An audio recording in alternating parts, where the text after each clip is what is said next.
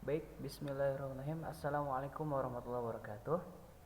Perkenalkan, nama saya Agi Ridwan Hakim dengan NPM 232151015, kelas 2023A, jurusan Pendidikan Matematika Universitas Siliwangi.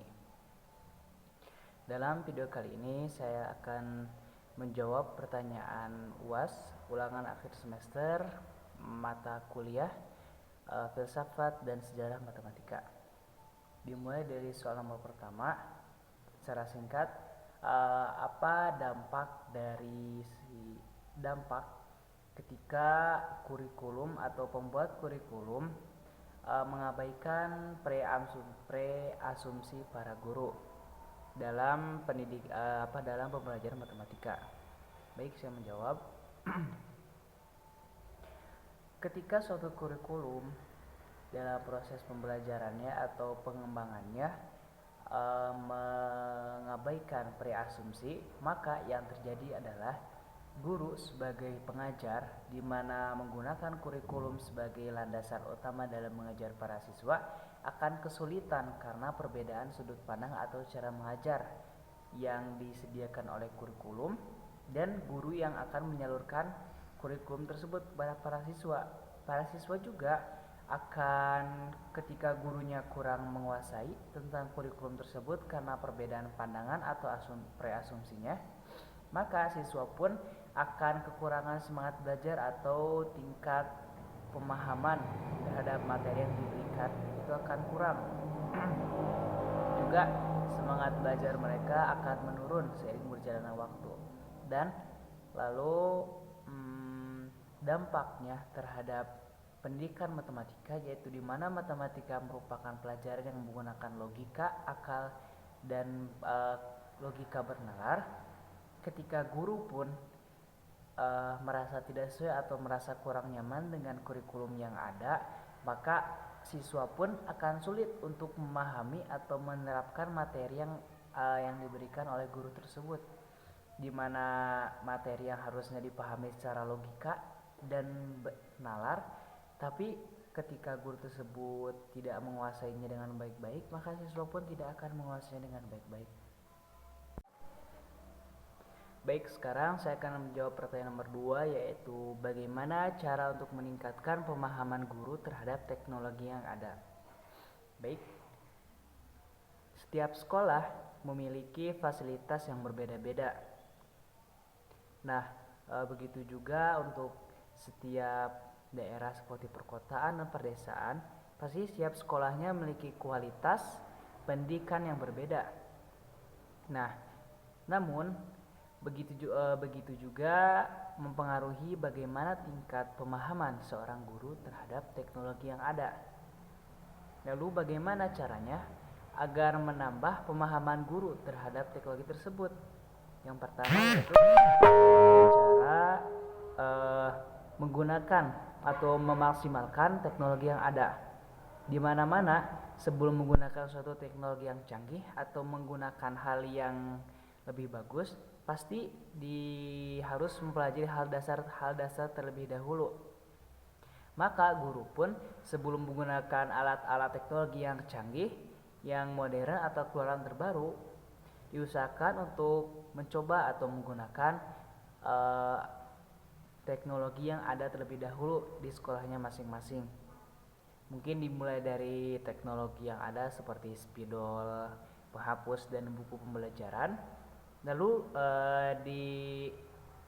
dilanjut seperti menggunakan infocus, smartboard, dan lain-lain. Jadi intinya untuk meningkatkan pemahaman guru yaitu dengan memberikan edukasi atau pemahaman terkait teknologi-teknologi pendidikan yang ada atau yang sudah berkembang zaman sekarang. Kemudian guru diberikan penyuluhan atau pelatihan terkait dengan materi atau teknologi-teknologi yang sudah ada tersebut.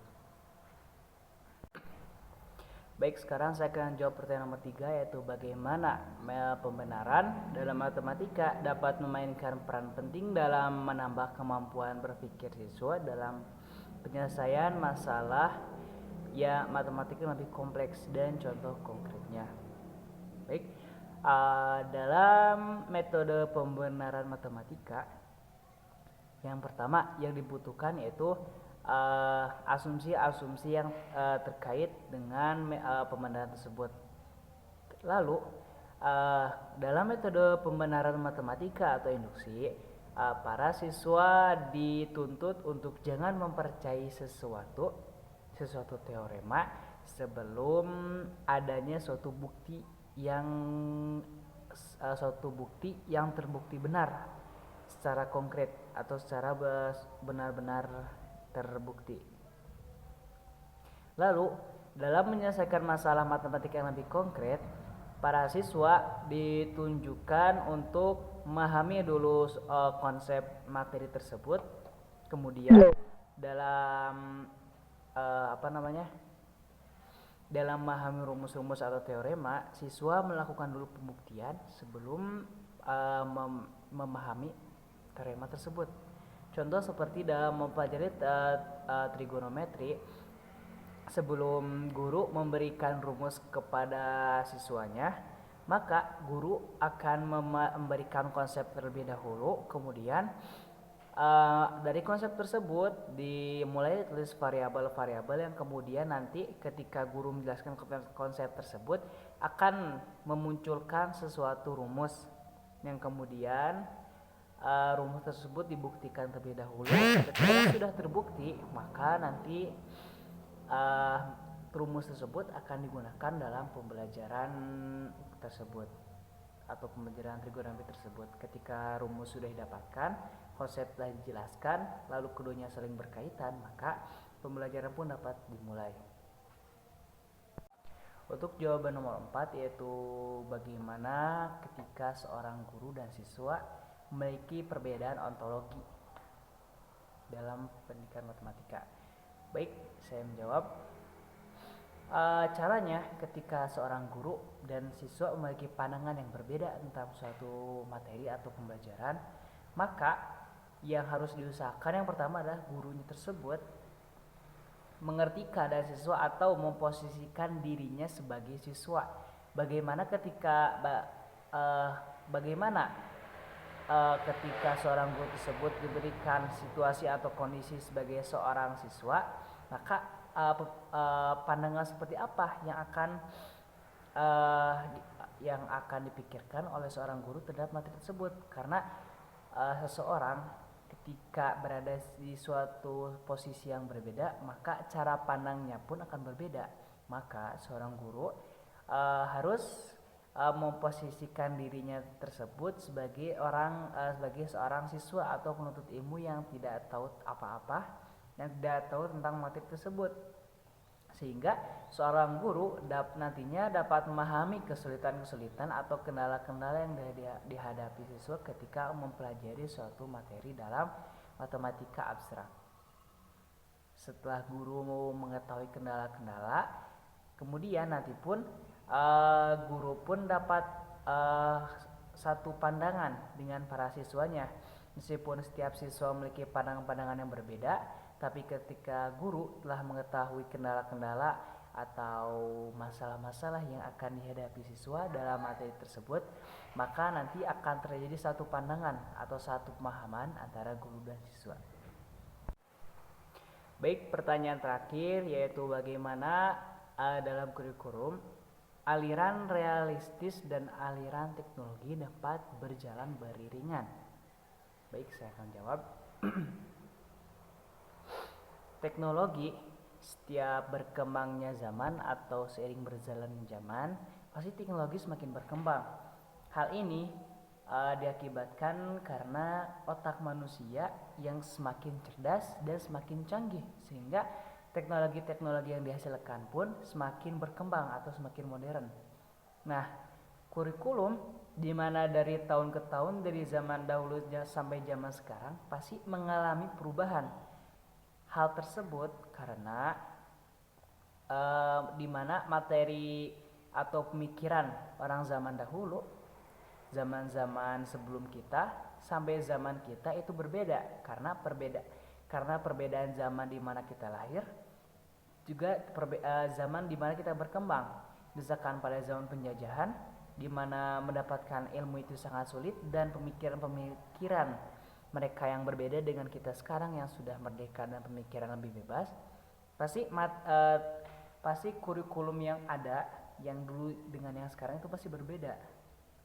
Gimana sekarang sudah berbasis teknologi, hal yang dapat digunakan untuk bagaimana caranya agar pemikiran realistis dan teknologi dapat berjalan beriringan, yaitu dengan memasukkan teknologi-teknologi yang telah berkembang ke dalam kurikulum, seperti menggunakan pembelajaran menggunakan PowerPoint dan lain-lain, atau menggunakan software seperti AI dan yang lainnya. Nah, hal ini dapat digunakan untuk mengembangkan pemahaman siswa terhadap materi khususnya dalam pendidikan matematika, di mana aliran realistis merupakan aliran yang mereka berpikiran untuk selalu berlandaskan pada logika. Dan bagaimana untuk mengembangkan kemampuan seorang siswa dalam pelajaran, yaitu dengan cara memberikan materi-materi yang telah terbukti benarnya, kemudian agar mudah pemahaman dan lebih menarik dalam pembelajaran digunakanlah teknologi, sehingga aliran realistis dan aliran teknologi tersebut dapat berjalan beriringan dalam membantu meningkatkan kemampuan siswa dalam menyerap pembelajaran. Baik, mungkin sekian jawaban dari saya. Akhir kata, mohon maaf bila ada kesalahan. Billahi taufiq wal hidayah. Wassalamualaikum warahmatullahi wabarakatuh.